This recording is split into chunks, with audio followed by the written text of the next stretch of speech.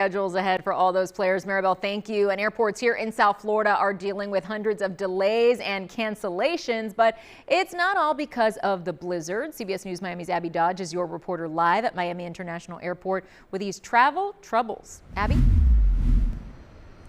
Airports seem to be the center of news over the last couple of days, and that includes many places across North America. Vacations ended with an abrupt change of pace for many in South Florida Monday. We were in the middle of the ocean on a great car, having a great time with Bahama Mamas and all of these things with my friends, and no, we knew nothing. When we got back to the port, it all went down. For those hoping to make it back home to the Northeast, like Natasha Aldridge, their stay continues thanks to a winter storm canceling flights to New York, New Jersey, and Boston. We don't know when we're going to find our next flight.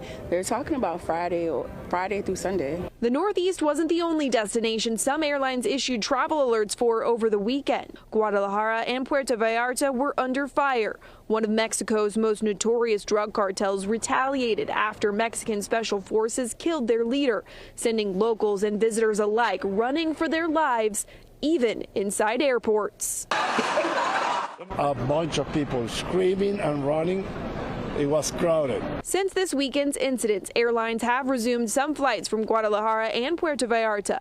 Ernesto Amendual was eager to leave the airport after spending the night inside. I buy the ticket and I don't care what the rest of the trip is going to be. I'd rather go home. For those with a tighter wallet, sitting at the airport is the only option.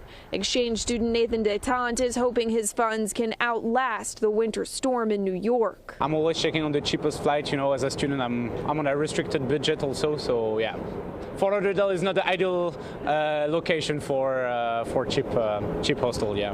While the sun of South Florida isn't a bad backdrop for delays, the stress of the storm has already taken its toll. We're trying to make the best of it. We're trying to make the best. We got to laugh from keeping from crying.